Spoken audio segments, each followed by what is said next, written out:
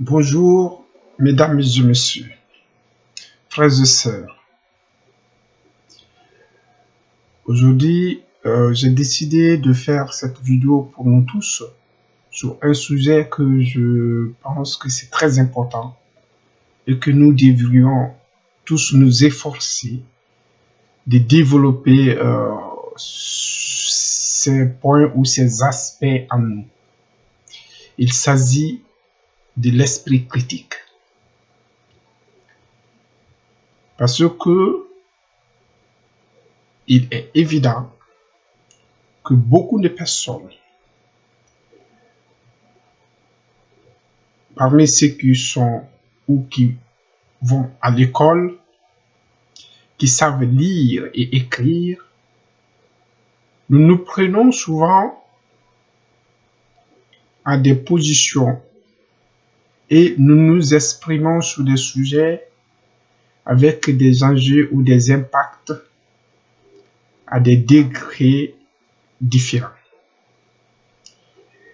Mais suivant les intervenants,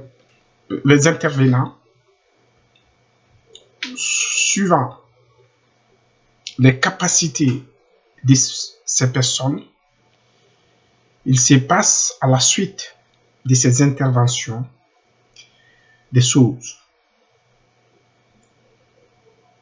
qui sont généralement logiques.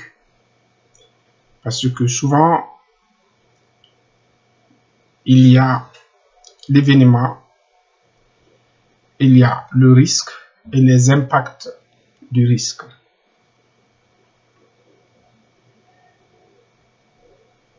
Donc, je veux dire que nous devons savoir que savoir lire et écrire ne nous donne pas forcément les capacités d'avoir l'esprit critique. Le fait d'avoir l'esprit critique, souvent, on l'a à la suite d'une démarche. Il y a des choses complémentaires, des informations au niveau intellectuel complémentaires que nous devons chercher à savoir, que nous devons développer pour avoir l'esprit critique. J'invite tout le monde, tous ceux qui savent lire et écrire, à faire des démarches personnelles vers ce processus. C'est-à-dire que développer sa capacité d'esprit critique, sa capacité à bien communiquer. C'est pas pour dire qu'on doit être un professionnel de la communication, mais nous devons nous efforcer à développer certains points. C'est-à-dire, c'est très très important. Parler n'est pas chose facile. Écouter n'est pas chose facile. Échanger n'est pas chose facile. Il y a beaucoup de choses qui se passent et qu'on doit respecter lorsqu'on engage une communication. Et dans ça, on devait faire tout possible d'avoir en tête l'événement, le risque et les impacts. Souvent, qu'est-ce qui nous arrive? Nous bondissons sur des sujets qui sont souvent les conséquences. Et cela nous arrive le plus souvent lorsqu'on n'a pas de recul, lorsqu'on n'utilise pas nos esprits critiques. Pourtant, c'est très simple. On peut vraiment le faire. C'est possible. La manière dont nous avons appris à lire et à écrire, c'est de la même manière que nous pouvons développer notre capacité d'esprit critique, de se poser des questions. Souvent, je l'ai dit, j'ai fait une vidéo sur ces questions-là, il y a 5 éléments. Souvent, les anglophones, on l'appelle les mots qui commencent par les W. C'est-à-dire what, who, where, when, how.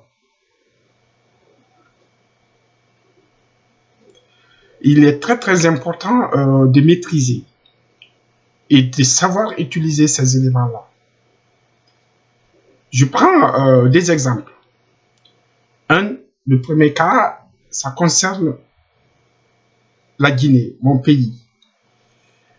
Souvent, je vois des gens qui communiquent sur un sujet dont je prends un exemple, parce que l'impact est tellement, je juge l'impact tellement grave que nous devons nous poser quelques questions. En Guinée, il s'est passé pendant les premières heures de l'indépendance des choses, comme un peu partout dans le monde.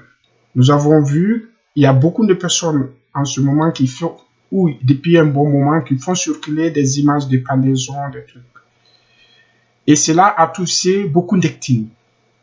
Que tu sois malinké, peul, soussou, forestier.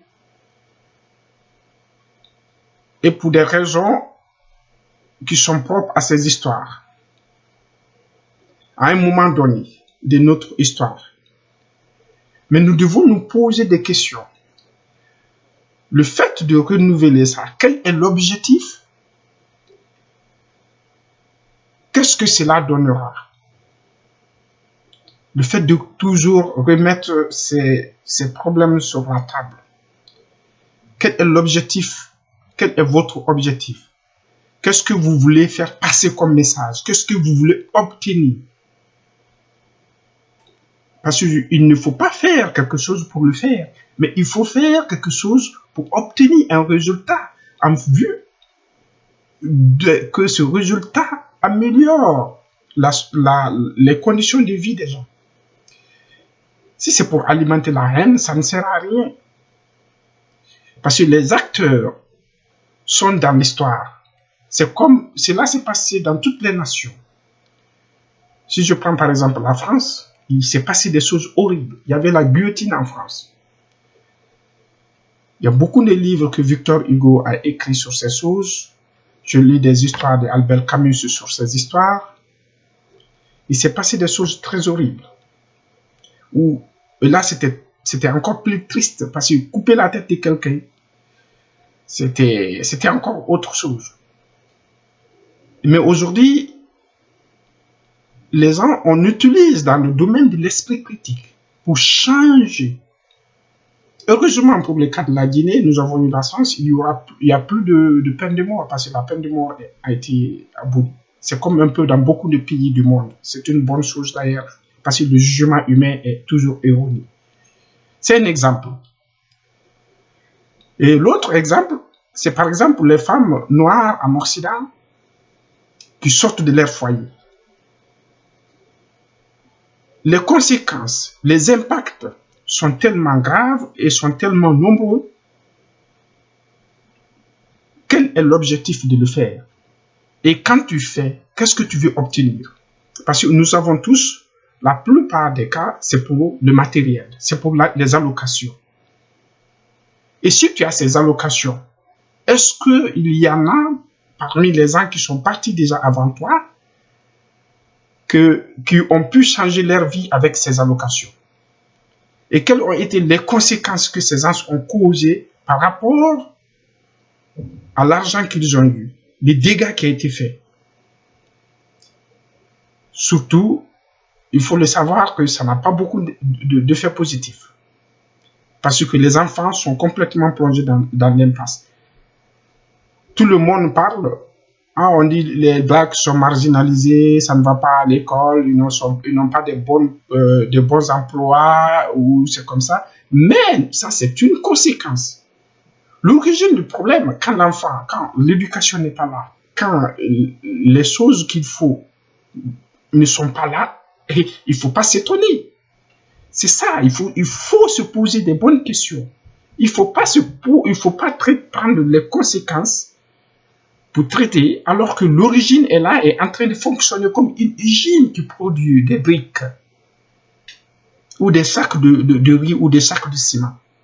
Ça ne sert à rien de créer des associations dans les quartiers.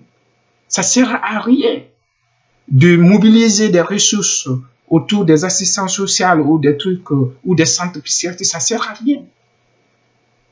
il faut aller à la source. La source, c'est la mauvaise immigration. La source, c'est le fait que la femme prend son enfant et sort, va dans le foyer. C'est ça. La source, c'est le fait que la femme convoque, par exemple, son mari à la justice et on saisit, comment on appelle ça, on liquide tous les biens de la famille.